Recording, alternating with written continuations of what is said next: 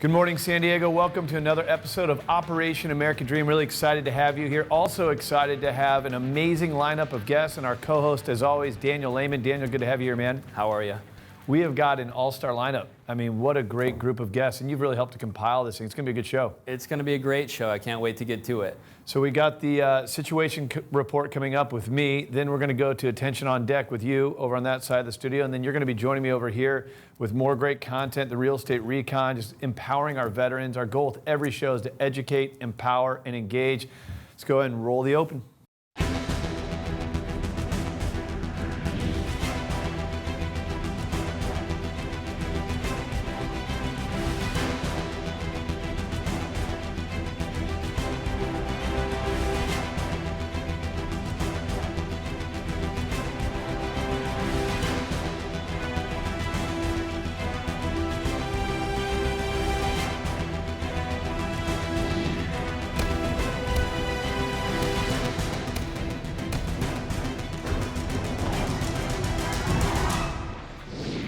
All right, and now for the situation report. We are honored to have Maddox, who's got one heck of a resume here. So bear with me. Former Marine.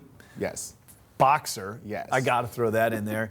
And now you are the Veterans Retention Counselor at Cal State University. So you're really helping bridge the gap from those who have served to education. Is that correct? In the right ballpark? My take is the moment you step foot on Cal State San Marcos, you have, whether you're a freshman or a sophomore, you have either 4 years or 2 years to get that job or that seat in grad school that you're looking for. So you have 2 to 4 years to navigate to your future goals. And is it often that, see, I think, people come out of the military and they're trying to find that job, and we've had some amazing people come on this show and the American Dream I program to talk about those things, but yours is a little bit more unique. We're talking about getting an education to maybe empower you to get that next job or to do something great financially, buy a house, something like that. But tell us a little bit more about what you do at Cal State. So what I do is I run 2 different programs, professional development and peer mentorship programs. Okay. So with the professional development, it is working on the veteran soft skills to translate their military skills into the civilian world. A lot of our brothers and sisters come out fully qualified for things, but they don't know how to sell themselves. They don't know how to do the 30-second elevator pitch, right. Or they don't know how to to network and shake a hand and have small talk. We work on those things, and we work on those things through peer mentorship. So whenever a first semester student comes on, we pair them with the mentor, and they show them the ropes, and they work with each other and talk with each other and confide in each other, and they set goals. They set goals on everything, whether it be academics, physical fitness. We take a whole personal wellness approach here to ensure that the entire veteran is well taken care of, not just academics. Yeah, it's great too. The things that you're mentioning, what you're doing is you're making them more well-rounded, because let's also give a compliment to those who have served. You're coming out loyal, hardworking, organized. I mean, you learn, and you served in the military. You would agree that you've learned a lot of great skills. This kind of polishes it up to be able to go into the workforce. Correct. Through education, right? It polishes it up through education. Yeah. And the thing is, we have all those skills, but whenever we get out, we have no clue where to apply them or how to apply them or who even wants them. And if you don't know how to package and sell yourself, nobody wants them because they don't know what you did. Yeah. So it's really important for the person to feel confident in themselves, in their successes in the military, as well as their success in the transition as they move forward. I really truly believe that all of our students are future captains in the industry. And maybe one of my students is going to be the guy who is your replacement in a couple of years. Oh, no, man, it's not a tough job to get, man. I don't know why they even keep me around here, to be honest. See, I just bring guys like you in who make it easy on me, right? You have great information, and I love to get this out to not only the veteran community, but I'm someone who is a big supporter of the military. I haven't served, but I love to be able to help with these causes. So even for someone who hasn't necessarily served, do you have any advice that you can give the community of people that can get behind this, how we can help? There's several things, but the thing I would like to talk about today is financial planning. Okay.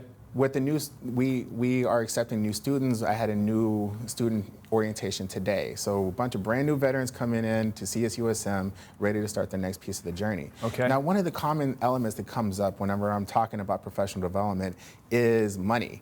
They always complain about being broke. They always complain about needing to make money. So they can't do those internships, those unpaid internships that are so crucial to professional development. And so they end up taking a job that has nothing to do with their career goals. Just to get by. Just to get by, which I understand. I did it too. Yep. And so if I were to ask the community anything, it is reaching out to those successful business people, those people who know how to manage their money, those people who know how to set aside funds, people know how to budget. Yeah. And what I definitely request is that one-on-one feel. Like we can have seminars all day, sure. right? But the most successful people were the ones that had someone to go to time in and time out to help them manage their funds. So let me put you on the spot. You just mentioned successful people. You've helped so many different people through getting their education, understanding the GI Bill. Give us an example of a success story. People that you've worked with, you've served in our military, protected us, and now get out of the military, go get the education, get into the workforce. Give us a good win. I think my favorite win, the win I like to say, is I had this person, she wanted to be a social worker. And so she started volunteering at this place called CASA. In CASA, what they did is they focused on child mediation. So she was a child court advocate. So these are the worst of the worst stories of parents who aren't even allowed to be in the same room with their child without some sort of supervision. And she did this because this is what she, rightfully so, she assumed that this is what she's going to see day in and day out as a social worker, which as a social worker, you see a lot of really, really bad things. So you get more losses than wins as a social worker. Now, after 6 months, she called me crying and said, I don't want to do this anymore. And she thought she had failed. She had thought because she spent so much time trying to pursue this route of understanding that she wants to be a social worker that she realized she didn't want to be a social worker. And my response was, that's awesome. You don't want to be a social worker. That's great. Yeah, great. You learned something, right? You learned something new about yourself, because if she had pursued this route and ended up hating it, she would have spent 3 years of her life pursuing something that she didn't like. She would have spent $40,000 to $50,000 minimum to do it. Wow. And you fast forward 2 years, and what we see her now, she's a preschool teacher. Wow. So she Good still for wanted to you. help with kids. And good for her. Those are the stories. But the message really is you have to put yourself out there, and you have to be willing to learn. Yeah. And the best well-laid plans are doomed to fail at some point, which is fine. Is how you build off that failure that's the key. Man, that's a strong way to finish the segment here. So what I've heard is get the education, right? You're helping people with this. Again, the position as a Veterans Retention Counselor. Financial planning is a key element to this. And then even where you just shared that story, it's be willing to fail, but learn, grow, and you're even offering, I would say, mentorship to these people. Moses, I appreciate your service to our military and what you've continued to do. And thank you for coming on the Operation American Dream. We appreciate it. It's great to be here. Thank you. All right, coming up next, we're going to the Attention on Deck. We're bringing Daniel Mansman back in. He's got a powerful guest, and we got a lot more for you right here on Operation American Dream. If you spend any time around military members, around veterans of the military, you know that people that serve tend to continue to want to serve in the community, especially in the veterans community. So we've got a great guest with us in the Attention on Deck segment. Tony Stewart is sitting with us, former retired Navy member. Chief. Chief. Yeah. Do you say former chief? No, it's just You're like never a everything former else. You're chief, never right? former You're anything. never former Once anything. you earn it, you earn it. So you spent 20 years in the Navy, got out of chief. Yep. And got out of the Navy, retired, and now you're on to multiple things. You've been the San Diego Veteran of the Year. You served at the American Legion and really did great things for the American Legion. You continue to serve, and you're the founder of Us for Warriors Yes. Foundation. So tell me about, just as a concept, why do you think so many veterans getting out of the service continue that desire to serve in the community? Well, I think that, it's one of those things that we're all trying to figure out why we do it. But then again, it should be pretty simple. When you serve for so long, that becomes part of you. That's an instrument of your life. You serve. You're doing things that really are not monetary when you're in service. We get a paycheck when we serve our country, but really it's not that brass ring paycheck that we could get elsewhere. But we continue to serve afterwards because we've got that spirit, and it keeps going. And we give back to those who served with us in the process. Don't you feel like that's like a great thing about San Diego and about the community of San Diego? Don't you think that's something that we do pretty well? I mean, there's always improvement that you can make, but the concept of a community coming together to serve and continue to serve, especially in the veteran community in San Diego, don't you feel like that's a great thing about our community? I do, and San Diego is like, they say hotbed, but really it's a collaborative pool in San Diego, because no matter where you go, there is somebody that's reaching out to help out and working together like we do with Us for Warriors. But it's like a pool. When I say that, it's like we all get together in this pool and make sure that we try our best to make sure nobody drowns. You know, we make sure that we help and take care of other folks. So tell us about Us for Warriors. So you founded Us for Warriors. What did you? What was the thinking behind that, and what was your thought behind starting the organization Us for Warriors? Sure, I was working with some other nonprofits and being a counselor, consultant with some other entities out there about Veterans Affairs, and I was sitting there going, "There's a lot of gaps here. There's a lot of things that some people do effectively well, but then there's gaps there." So I was sitting there trying to figure out how can we take care of the whole veteran, make sure that we do that. And I'd already been working on that, and then a good friend of mine, William Craig Reed, New York Times bestselling author, came and approached me and said, "Hey, I want to do this event." And when we collaborated on this huge event where we took over the Midway and had 45 New York Times bestselling authors and all that kind of stuff up there, we said, you know, we're onto something, we got to create something. And it's just been a fantastic thing that's continued to grow ever since. I heard the other day there was a statement that was made that the biggest problems create the biggest opportunities. You know, and certainly it seems like you've been solving a need with Us for Warriors. So tell us about some of the programs, some of the stuff coming up with Us for Warriors. Sure. We've got 5 programs. I'm only going to tell you about a little bit of those programs because, as I was telling a guy the other night, you can't get the 30 to 60-second elevator speech about our foundation.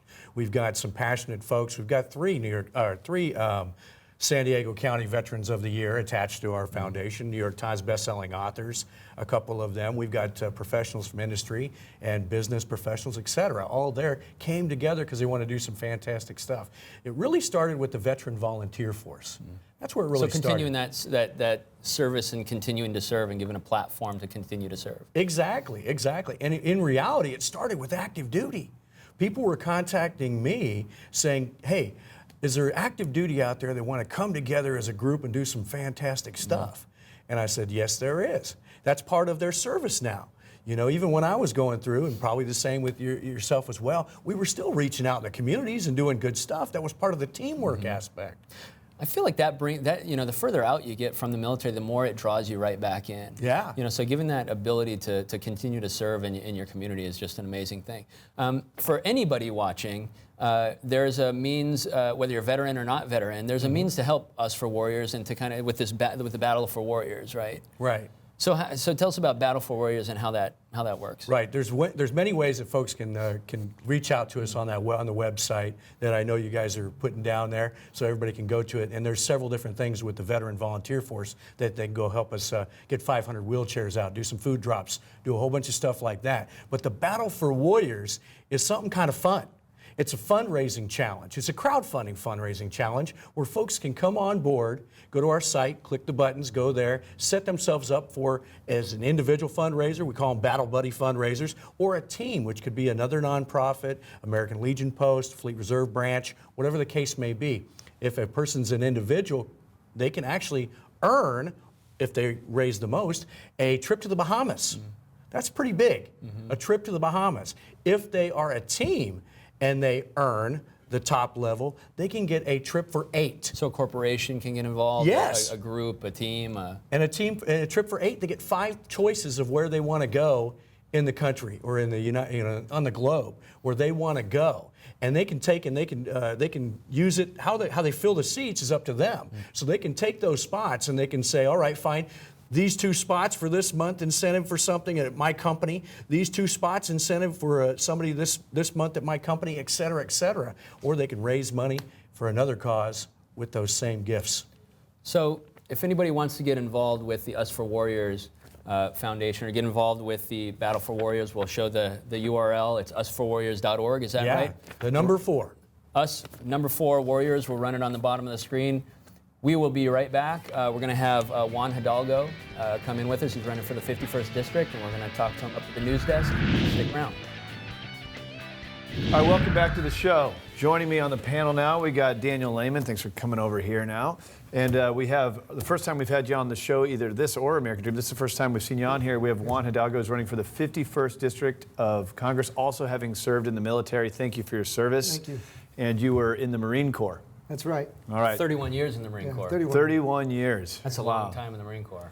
And so now you want to get into politics. You sure about this? Absolutely. Yep. Got to serve my country. Not finished serving my country, so it's time to get in the race. So real quick for our audience, the 51st District is, what areas is that? It's basically all of South Bay. west of Okay. the 805, South Bay until you get to Palm. But it does start up here in Alcone Boulevard. It goes through City Heights. It goes down through Imperial, Market, Logan Heights, National City, Chula Vista, all the way to the border to Imperial Valley. So it's a big district, but we're out and about. We're getting out there, meeting people. Out there hustling, We're out- huh? That's right. Yeah, so good luck with it. Now let's dive into some of these politics. You mentioned that you have 3 key things that you're focused on: jobs, education, and national defense. Let's start with jobs. Right, jobs. Well, right now in our district, there's 17.5 unemployment rate. It's just not 17.5. 17.5. That's we can do better. We can do better by getting government. We need to get government out of the business. You know, there's too many government regulations. You know, I'm talking to small business owners. Small businesses are telling me that they're taken back by every time they start to do well, there's more regulation. Of course, there has to be some regulation, just not so much. Well, Daniel, you can speak to this. I mean, Daniel runs a very successful mortgage branch here in San Diego, specializing in helping veterans to buy homes.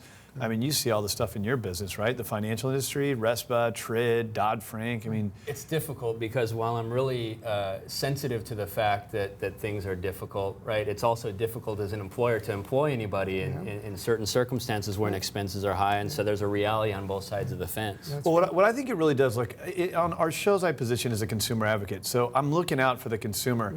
But I think what happens with a lot of these regulations is they end up squeezing the good guys, and the people that can afford it are the big banks with all the attorneys and underwriters that they need for the audits. And you see a lot of really good people get forced out of the business. And how does that really protect a consumer if someone doesn't have the deep pockets to keep up with that? So that's jobs. So free market, get the government out of our lives. Let's talk education. Education. Again, the district, there's just nobody working for the people of the district. We have only 68% of our young people are graduating high school.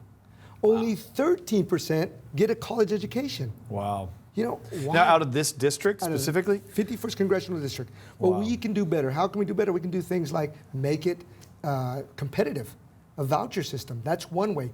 We can bring back things. I mean, let's be honest. College isn't for everybody. Sure. Especially coming out of high school. Yep. So what about ROP programs like that we used to be, they really used to be robust in this area. There's young men and women who have God-given talents that we should allow them to explore and utilize those. You know, that's how we can get better with our education system. Because again, if we get a good education, guess what? It goes back to the jobs. Yep. People can do Goes better hand for in their hand. families, and they can get a better job. They can make their life better. Nobody's looking out for these people, and we need to do better to look out for the American people. National defense, obviously this is the top of a lot of people's minds. We're still in a very asymmetric war on terror. We're at a border town right here with San Diego, so I know that's a big issue for you, having border served. district. Yeah, in a big time. It's the border all the way across California. Now, I'll tell you, I always tell people I'm not a politician. I'm a leader. Right now, more than ever, we need true, real, proven leadership in Congress. Yep. How do I explain that? Well, politicians like to create lines, and they're trying to make for one example is, you know, if you're for creating a wall or you're for the border security, then you're anti-immigrant. That's not it at all. Right. I am pro-American, and the safety of America should be every elected official's job first and foremost. So it has nothing to do with that. I love America. We need to protect our citizens. We know we have to do a better job of doing that. So that's what it is about first and foremost, is protecting the American citizen.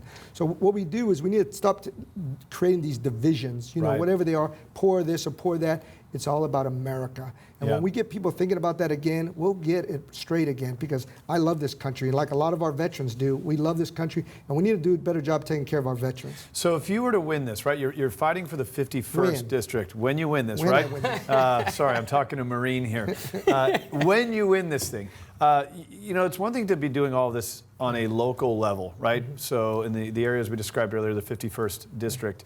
But you got to take this stuff to Washington. Things don't necessarily operate and function as well in Washington. So how do you take our message here out of San Diego to Washington and be effective with it? Well, that's simple. It's that proven leadership I was explaining to you. Well, like I said, you need someone that's going to get into Congress, work, fight, and win for the American people. and all our friends, our brothers that are in military, no, we don't. Leadership's not a popularity contest. Right. Sometimes and many times a leader makes unpopular decisions because it's all about the good of the team. I look at 51st District like a family, and it's time to take care of the family. California is a family. The United States of America is a family. It's time to take care of the family, and that's what I'll do when I get to Congress. Well, pretty startling numbers. It was 68% graduating high school, Yes. only what percent? 17% going to college? Only 13% graduate. 13% going to college. Unemployment was 17%? 70.5. That's too much. Too right? much, yeah. Those are people that are getting money from the government, right? That if you were working, you have a pride of work, you're getting a paycheck and you're paying taxes into the government, right? If you can lower that number, everybody benefits, including the individual. All right, well, Juan Hidalgo, good luck with your run. We'll certainly have you on this show. Again, thanks for coming on Operation American Dream, Thank you and very good much. luck with your run. Thanks for having me. I know it's a tough battle. All right, Daniel, we got the real estate recon. I mean, this is your world, right? My world. Yeah, the mortgage guy here. We're going to bring in top producers out of the same marketplace as Juan here. We got Bob Carlseen, Peter Carlseen, served in the military, now are serving people to buy real estate, sell real estate, and there's a lot of opportunities if you've served in the military that you may not know about. We're going to touch up on all this right here on Operation American Dream in just a moment.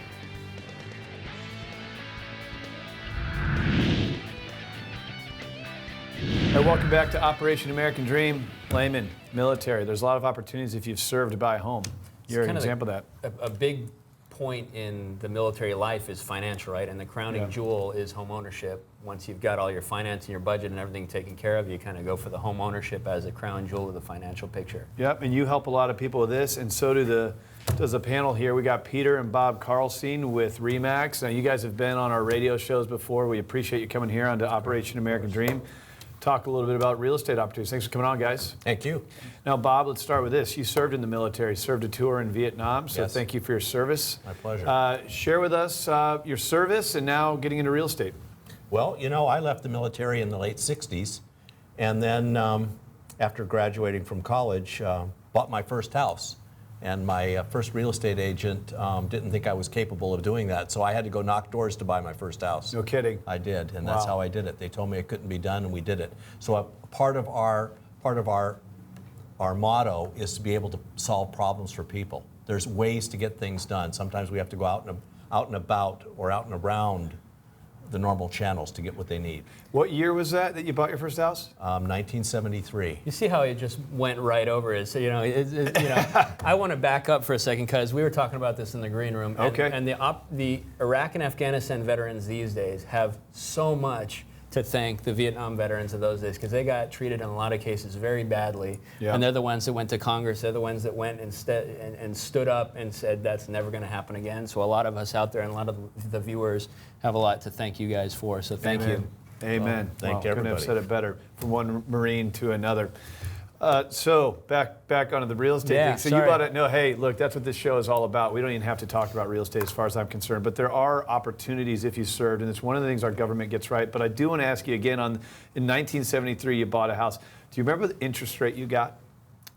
4 3/8. Really? In That was far 1973? less shocking than I thought it was Oh, going I to was be. like, give me like a 12%. No, maybe it was 4 5/8, but it was I couldn't even qualify for a VA loan. I got a CalVet loan, Okay. and so it was out of the box. Though it was an out of box way of getting there.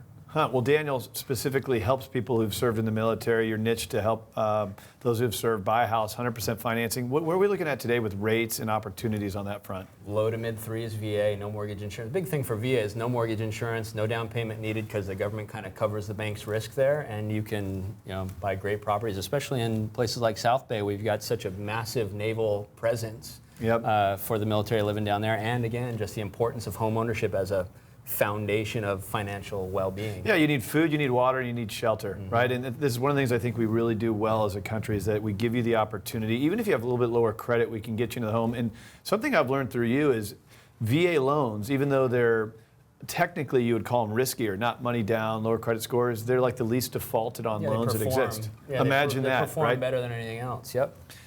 Well, Peter, let's bring you into the conversation. You're a civilian like me. And let's remind our audience, too, if you haven't served in the military, that's just something to celebrate that we do right. But also, you can buy a house for 3.5% down as well, FHA financing. So there's a lot of good options for you.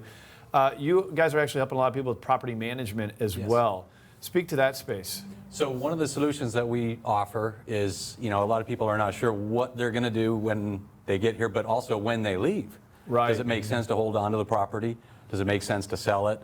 What's part of their long-term plan? So we try to give them some solutions on that and kind of help open the doors into them thinking, well, do I need tax write-off? Do I need depreciation? What's my tax liability looking like? What's a good long-term investment? Is that where my property is? Trying to help position them for long-term investment strategies. It's a perfect segue because I train a lot of agents in what they can do to better serve military, and that is one of the things is understand property management, because deployments and PCS moves are a reality. So if you don't understand that, there's a much less of a chance that you're going to feel comfortable with that purchase. Do you think people who have served avoid buying a home because of the commitment of it, thinking, well, what if I get deployed or what if I get transferred to another marketplace? Yeah, and the tough part is that they look at the risk of that, but they don't look at the risk of not buying. Yeah. So they look at the risk of buying, but they don't look at the risk of, I'm going to lose out on $2,500 a month over 3 years, which is $90,000, $100,000, depending on what your BAH is. So that's $90,000 over 3 years that you're losing out on. Yeah, so you So it's missed education. you missed just a heck of an opportunity. I tend to hear things just from our TV show, The American Dream. Well, what if this happens? What if my wife gets sick? What if I have a job transfer? What if the market crashes? Well, all these things are bad anyway. Wouldn't you like to be in a position where you hold an asset with equity in it? You're getting tax advantages. If you move, you can rent it. If you don't want to rent it, you can sell it. So, I don't want to say there's no risk, but it's very low risk if you have this type of team that can help guide you. Running a little low on time, but you guys actually have an example of a listing that you have right now. So let's give our audience a good feel for, hey, if you wanted to get in the game, what you can buy out there. Sure. I have a Navy active duty man who bought a house a year ago. He just got a big promotion that he was not planning on. He has to leave town. He's moving to Texas. He's got a property that he's going to be able to sell and not lose money on. It's in a great location in Rancho Del Rey. No Millaroos, no HOA fees. Beautiful neighborhood. Pride of ownership neighborhood. We're priced around $490 and very doable for most military folk. Or again, if you haven't served in the military, 3.5% down. So what's a payment look like that, Daniel? This is what you do. So a good rule of thumb is for approximately, conservatively, for every $100,000, it's about $600 a month. So $490, you'd be in the $2,800, $2,900 range. No mortgage insurance, all inclusive with taxes and insurance. So that might sound like an increase to you, but keep in mind, money's paying down principal, right? So you're building equity, you're getting tax advantages that can be factored back in, and if the market goes up, you're in great shape. And then, of course, you can always rent the thing out. So the reality is, if you're spending $2,000 a month in rent, even though your payment might be going up, a lot of that payment is coming back to you through principal and equity and tax advantages. All right, guys. Well, we are out of time. Bob, Peter, thank you so much for coming on the show. Thank you for your service, and thank you for continuing to serve those who've served and help them buy into the American dream. Daniel, you got to stick around with me. We'll close this thing out. Show number 2. Let's do it. All right, stick around. More of Operation American Dream comes up in just a moment. Daniel, we're out of time, man. How did it go so fast? Yeah, I'll tell you how. We had amazing guests. So if you missed any of this show, we upload all the clips to operationad.com if you want to follow us on social media. And of course, we're going to be back here next Friday, 10:30 a.m., Channel 4. Good show, man. Great content. What can you say, man? Not a bad way to finish up the week. Awesome. All right, we're out for today. See you next week.